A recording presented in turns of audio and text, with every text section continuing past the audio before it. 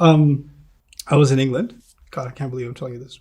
And I'm giving a lecture, story night, as brothers and sisters. And I tell a lot of jokes. I can't help myself. Yeah. It's just, so it's like, and I'm asking questions and people are answering loudly, but the ladies are answering, the sisters are answering really loudly and the guys are like, but the ladies are every like roar from the ladies' side. And I said, MashaAllah, the sisters here, they've got a lot of, and I used a word, which in American English is completely fine for energy, enthusiasm, not an inappropriate word. Yeah. But apparently that word, which I shall not say because the camera's on, is very bad in England because England English is different from American English, right? So the moment I said it, I thought it just meant enthusiasm, energy. The entire crowd went,